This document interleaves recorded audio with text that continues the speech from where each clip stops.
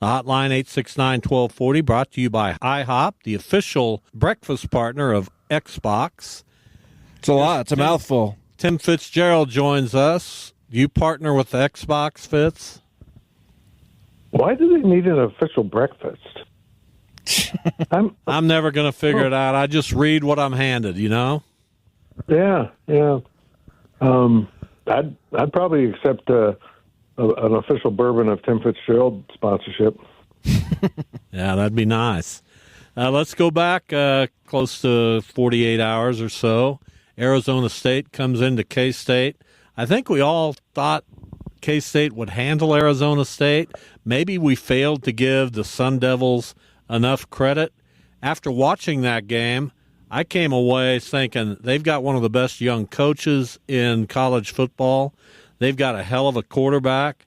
They've got a dynamic running back who I thought K-State actually did a good job against after the first quarter or so. And they've got a really good receiving core. Arizona State's not getting enough credit. We're talking about how K-State blundered. How good is Arizona State in your opinion? Well, they were good enough to win. I know that. And they kind of just dictated that entire game. Even in the second half with the lead, they used the rules to their advantage to run the clock down, something we discussed at the press conference today, and how there's a loophole in there that they drove a car right through and were able to drag about a minute and a half off the game clock when K-State had the ball and wasn't substituting. It was a very interesting situation. I learned a new rule. So K-State's just got to be better. I mean, they just weren't good at all. They didn't look good on offense. Eventually, defense faltered, and special teams was a disaster. It's a weird thing to have after an off week in your 10th game of the season to have such a clunker of a performance. But you're right. A lot of that was Arizona State. My son disagrees. He gave me they were just I said they're all right. A typically strong, I guess, K-State performance would have beaten them. Am I wrong? No, I have not really covered a K-State game at home in that context before, where the team just looks so effortless, and I don't mean that as a compliment. They just didn't seem to even want to be there, and I don't get it. I don't know how that came to pass, but now they have to deal with it. They're not out of the Big 12 race for Arlington, but they're about as far away as you can get right now, and they need to focus on winning these two games. They are 7-3. I mean, you got two games and a bowl game all guaranteed. You can get a 10-win season if that's important to you, or if you've chucked it in, just let the fans know so they can plan accordingly for the rest of the season.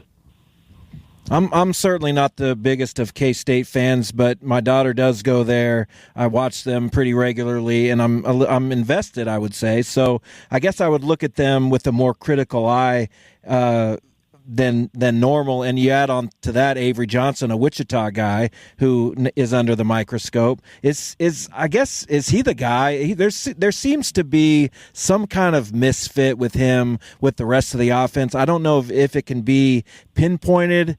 Am I seeing something different than you're seeing?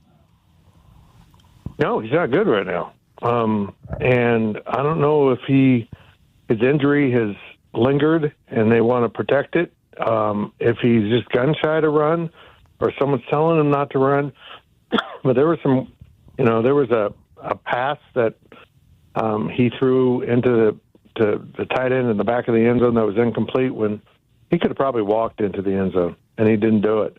And it was a little bit out of character for what we've seen from him, or what we knew his game was about. And I just don't think he's quite playing his game. And Chris Kleiman said today at the press conference they're going to have to use Avery in that running game more than they are. Tim Fitzgerald with us, GoPowerCat.com. K-State coming off a 24-14 loss on Saturday against Arizona State. So you said they didn't look enthused, that they looked like they didn't really want to be there. We had the same conversation after their loss at Houston. Yep. When does this become a red flag? When does the alarm start to go off, if it hasn't already? How do we get to the bottom of why this could possibly be? Yeah, that's exactly it. I think for a lot of fans, the alarm has gone off. I'm going to wait to see what they do against Cincinnati. If they come out and, with the same lack of enthusiasm that I've noticed this throughout the season, they just don't come out of that locker room with much fire. They're just going to jog out there and go about their business, and they haven't been a good first half team. And this time they got so far behind they couldn't dig out of it. I'm going to hold back on first half at Cincinnati. Let me see what happens here, and if not, why bother? With a lot of in-depth coverage if they're going to shut it down and go through the motions. I think the fans will too. What are we hearing about Dylan Edwards and his injury? I guess I just haven't remembered to follow up on whether he's going to be out for a while or not. And if Giddens is the only guy back there, he looked really good in the second half. I don't know if that was just a defense kind of backing off or what, but what does the running game look like if it's kind of just Giddens as the bell cow? I guess it has been already. Yeah, we're not sure. Chris Kleiman didn't have an update on Dylan Edwards or Keegan Johnson, who tweaked a hamstring in warm-ups. Both very similar injuries. So we don't know about the severity and how long it'll keep them out, but typically that'll get you through the next 2 weeks. You'll be down for that. And K-State went to Joe Jackson in the second half, and every time Joe's gotten the ball this year, he's been pretty good. He scored another touchdown. I think he will get a lot of work in practice today, and in fact, Chris Kleiman mentioned today, I thought this was really interesting. When Dylan Edwards went out, he took with him a big chunk of the game plan because they had designed a bunch of stuff with Dylan, and he said, I really regret not trying to run some of it with Joe Jackson because they're similar players. So we'll see what the young guy can do this weekend if he gets more carries. But Chris Kleiman also mentioned DJ Giddens is a little bit banged up. So the workhorse has some dents in it. Talking with Tim Fitzgerald, GoPowerCat.com. K-State again coming off a loss to Arizona State. Chris Kleiman was fairly emotional in his huddle with reporters. He battled some vertigo earlier in the year. We think he's had some things going on inside his personal life that are affecting him. Could that be the answer to my earlier question as to why the Cats seem a little down and out right now? I don't know how that would affect the team. I mean, it's not something he's openly discussed too often. I mean, I'm privy to the details of it, and as I've told my subscribers, it's not in his household, but it's very adjacent. And he also mentioned today that they got some good news over the weekend after that game. So that's probably going to take a little pressure off of the Kleiman household because there was a lot of stress there. He seemed a lot better at today's press conference.